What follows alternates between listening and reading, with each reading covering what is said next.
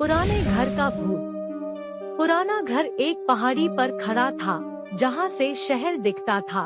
इसे वर्षों तक छोड़ दिया गया था और अफवाहें फैल गई कि यह प्रेतवाधित था, लेकिन कोई भी निश्चित रूप से नहीं जानता था।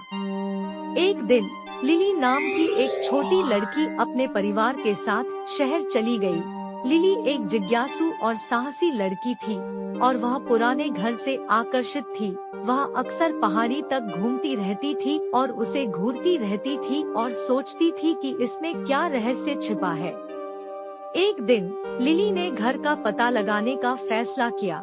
वह बाड़ पर चढ़ गई और सामने की सीढ़ियों पर चढ़ गई। दरवाजा खुला हुआ था, इसलिए उसने उसे धक्का दिया और अंदर चली गई। घर में अंधेरा और धूल भरा था।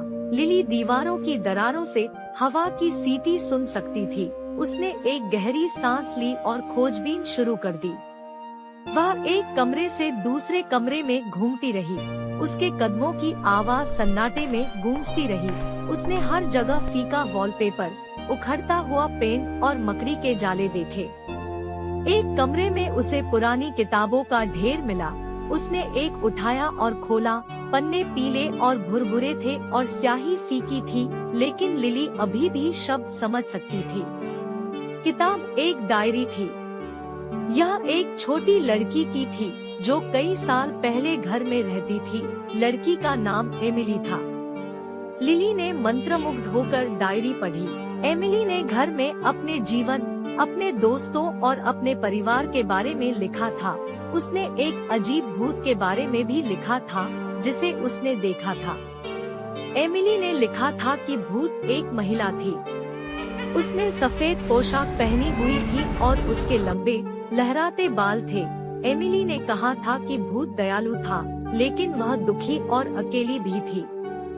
लिली ने डायरी बंद कर दी और उसे वहीं रख दिया जहां उसे मिली थी। उसे अपनी रीढ़ की हड्डी में ठंडक महसूस हुई। उसे आश्चर्य हुआ कि क्या वह भी भूत देख पाएगी। लिली ने घर का पता लगाना जारी रखा, लेकिन उसे भूत नहीं दिखा। वह जाने ही वाली थी कि उसे शोर सुनाई दिया। वह रुकी और सुनने लगी। आवाज ऊपर के दालान से आ रही थी। लिली सीढ़ियों से ऊपर चली गई। उसका दिल उसकी छाती में धड़क रहा था। वह सीढ़ियों के ऊपर पहुंची और दालान से नीचे झांकने लगी। दालान में अंधेरा था, लेकिन लिली को एक दरवाजे के नीचे से रोशनी आती हुई दिखाई दे रही थी। लिली धीरे धीरे दरवाजे की ओर चली। उसे किसी के रोने की आवाज सुनाई दी। वह दरवाजे तक पहुंची और झिझकी। उसने एक गहरी सांस ली और दरवाजा धक्का देकर खोल दिया। कमरे में अंधेरा था, लेकिन लिली को बिस्तर पर बैठी एक आकृति दिखाई दे रही थी। यह भूत था। भूत ने सफेद पोशाक पहनी हुई थी और उसके लंबे लहराते बाल थे। वह रो रही थी। लिली ने कमरे में कदम रखा। हेलो, उसने कहा। भूत ने लिली की ओर देखा। उसकी आंखें उदासी से भर गई। हेलो, उसने कहा। मेरा नाम एमिली है। मेरा नाम लिली है। लिली ने कहा, क्या तुम वही भूत हो जो यहाँ रहती थी? एमिली ने सिर हिलाया। हाँ, उसने कहा। मैं इस घर में कई साल पहले मर गई थी। क्यों रो रही हो? लिली ने पूछा। एमिली ने कहा, मैं रो रही हूँ क्योंकि मैं अकेली हूँ। मैं मरने के बाद से इस घर में फंसी हुई हूँ। मैं कहीं नहीं जा सकती। लिली को एमिली के लिए खेद महसूस हुआ। क्या मैं आपकी मदद के लिए कुछ कर सकती हूँ? उसने पूछा। एमिली मुस्कुराई। हाँ, उसने कहा। आप मुझे अगले जीवन में जाने में मदद कर सकते हैं। लिली को नहीं पता था कि यह कैसे करना है, लेकिन वह कोशिश करने को तैयार थी। कैसे? उसने पूछा।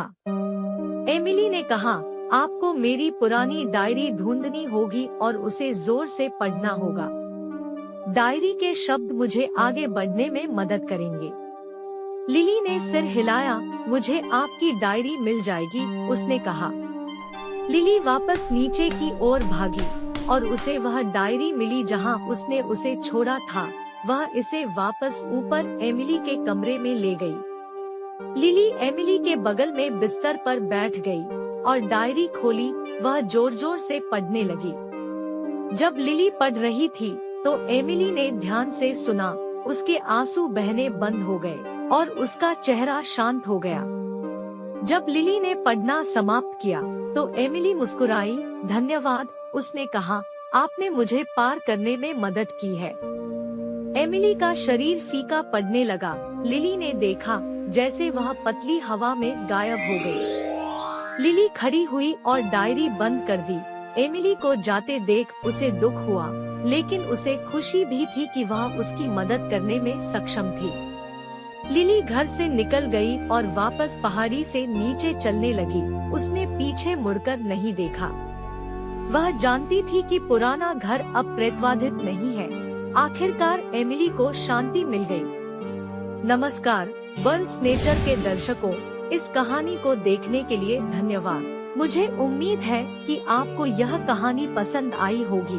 अगर आपको यह कहानी पसंद आई तो कृपया इस चैनल को लाइक और सब्सक्राइब करें ताकि आप मेरे द्वारा लिखी गई नई कहानियों को मिस न करें। मैं जल्द ही एक नई कहानी के साथ वापस आऊंगी। तब तक ख्याल रखें और अलविदा।